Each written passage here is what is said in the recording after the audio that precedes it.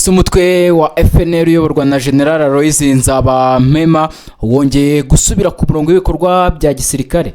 Ese Red Tabara umutwe wari umaze imyaka myinshi uvuga ko ushaka guhindura ubutegetsi bw'igitegano wongeye kugaragaza ko ukomeje kugira uruhare mu bibazo by'umutekano mu burasirazuba bwa Repubulika Iharanira Demokarasi ya Kongo. Kandi ikibazo gikomeye kurushaho ni iki? Ese intambara imaze igivugwa muri Kivu y'Amajyepfo yabigiye gutangira kugira ingaruka zitaziguye ku mutekano w'igihugu cy'u Burundi? Imutse rero tugiye kurebera hamwe General Aloys Nzabamema uwo ari we, amateka ya FNL ye, aho uyu mutwerereye muri Kivu y'Amajyepfo, icyo Red Tabara ihuriye nawo, ndetse n'impamvu izina ry'imitwe ryongeye kugaruka cyane muri Kanama 2026. Kandi mbere yo gukomeza ndakwibutsa ko hari ibintu bimwe tutagomba kuvuga nk'ukuri kudashidikanwa, cyane cyane ku mubare w'abarwanyi n'imikorere hagati y'imitwe. Makuru amwe aturuka ku mpande zishyamiranye cyangwa amashusho n'amakuru akwirakwizwa ku mbuga nkoranyambaga. Gusa nakubwira ngo niba ari ubwa mbere ugeze kuri YouTube channel ya The Quick Times News, kanda subscribe ukande na notification bell cyangwa se ukazogera kugira ngo ujye ubona amakuru mashya y'u Rwanda, Burundi, Repubulika Iharanira Demokarasi ya Kongo ndetse n'akarere k'ibiyaga bigari n'isi muri rusange. Rero tugiye kwibanda ku nkuru ishobora kuba ifite ingaruka zikomeye ku mutekano w'akarere. Ni inkuru ijyanye na FNL Nzabamema, umutwe w'Abarundi umaze imyaka ukorera muri Repubulika Iharanira Demokarasi ya Kongo, ndetse na Red Tabara, undi mutwe w'Abarundi urwanya ubutegetsi bwa Repubulika y'u Burundi. Amakuru mashya yo muri Kanama 2026 avuga ko abarwanyi ba FNL bayobowe na Aloys Nzabamema bongeye kugaragara mu mashusho no mu makuru ajyanye n'umutekano wa Kivu y'Amajyepfo. Raporo n'amakuru yagiye atangazwa mu mezi ashize nabyo byagaragazaga ko imitwe y'Abarundi nka FNL na Red Tabara ikomeje kuba mu bice bya Kivu y'Amajyepfo cyangwa se Sud Kivu hafi y'umupaka w'u Burundi. Ariko se ikibazo si ukumenya gusa aho abarwanyi bari, ikibazo nyamukuru ni ukumenya icyo kuba hafi y'umupaka w'u Burundi bisobanuye iki ku mutekano w'igihugu. Byose rero nibyo ngiye kukubwira. Nagira ngo nongere nkwibutse gukanda subscribe nimba utarayikanda, kugira ngo ibintu bikomeze kugenda neza 5 kuri 5.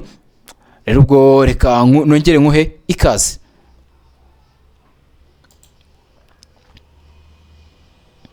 Ubundi General Aloys Nzabamema ni muntu ki? Aloys Nzabamema ni umwe mu bayobozi b'umutwe wa FNL, umutwe wa Barundi ufite amateka maremare mu ntambara za politike z'igisirikare zo mu Burundi. Amateka yajyanye cyane n'ishami rya FNL ryatandukanye n'iryari riyobowe na Agathon Rwasa.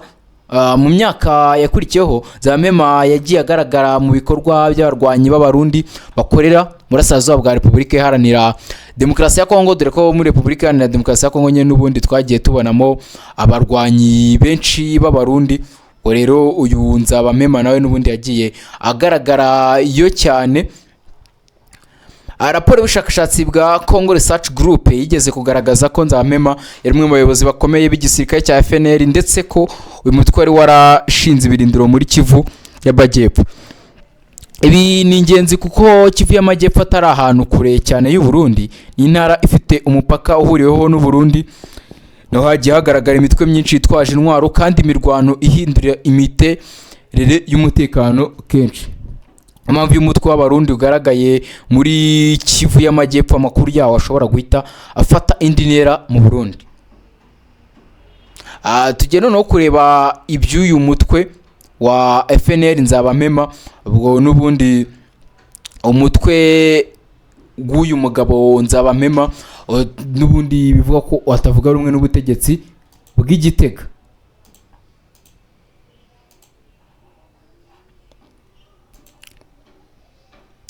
FNL Nzabamema ntabwo ari umutwe wagaragaye uyu munsi cyangwa se wagaragaye mu minsi yashize.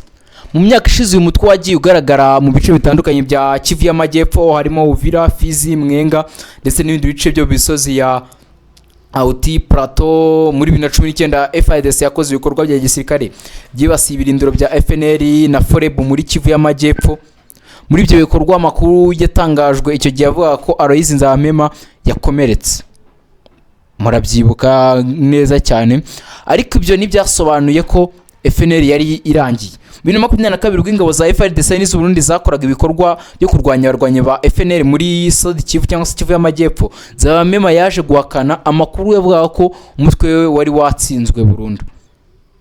Ibi bitanga ishusho imwe. FNL Nzabamema ishobora kuba yaragabanyije ibikorwa cyangwa ikagenda ihindura ibirindiro, ariko ntabwo yigeze ibura burundu mu bibazo by'umutekano wa Kivu y'Amajyepfo.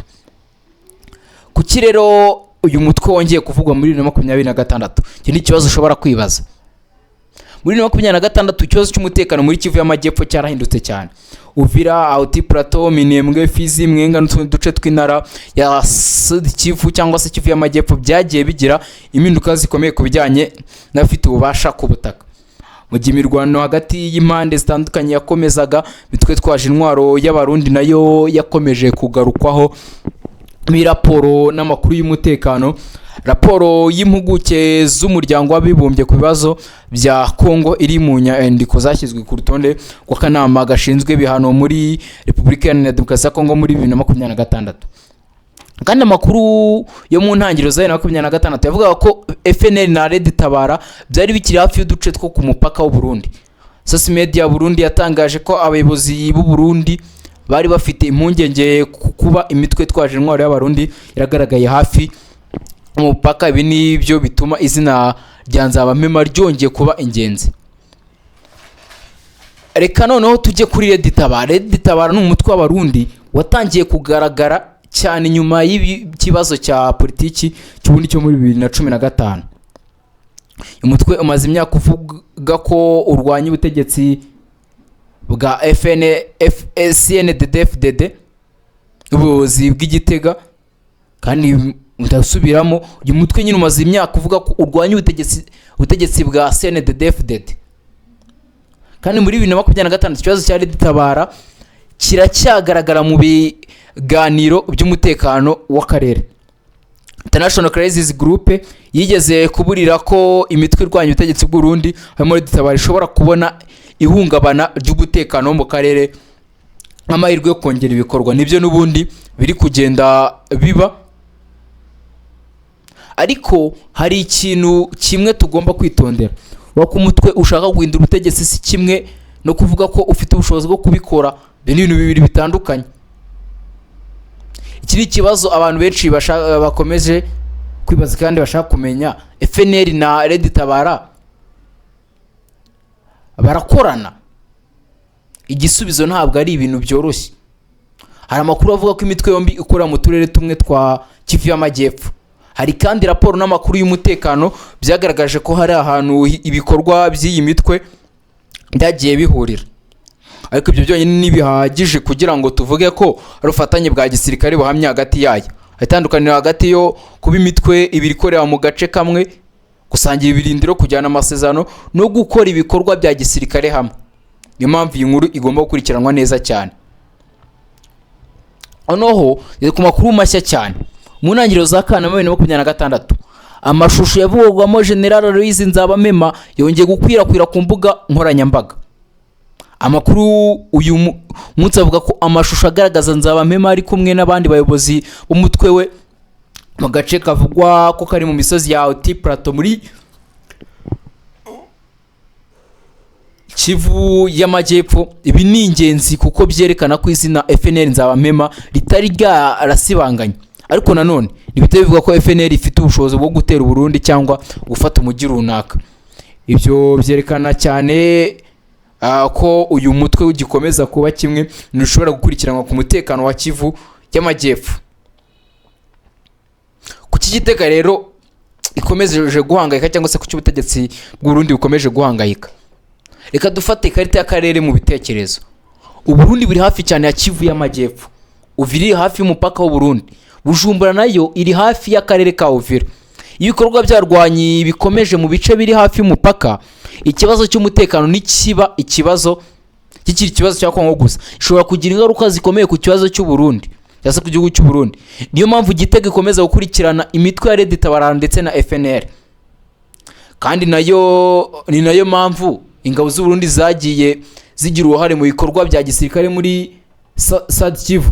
Muri 2026 imiterere y'ibikorwa by'ingabo z'u Burundi muri Kongo yarakomeje kuba ingingo ikomeye ku bibazo by'umutekano w'akarere. Raporo zagiye zivuga ko u Burundi bwakomeje kongera cyangwa guhindura ibikorwa by'ingabo zabwo muri Kivu y'Amajyepfo. Ni ibintu twagiye twumva cyane, ariko aha naho hari ikintu tugomba gutandukanya.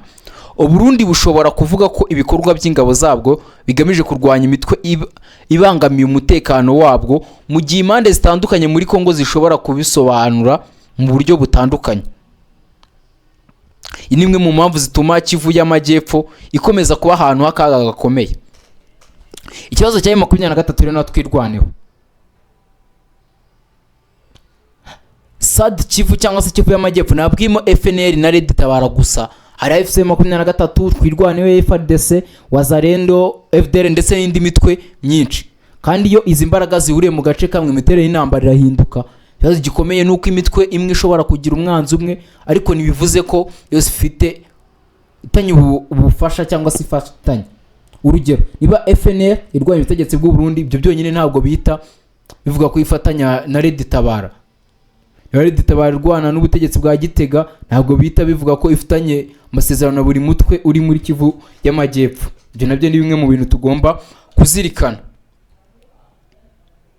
Niyo mpamvu tugomba gutandukanya ibimenyetso by'imikoranire n'ibitekerezo cyangwa ibirego bya politiki.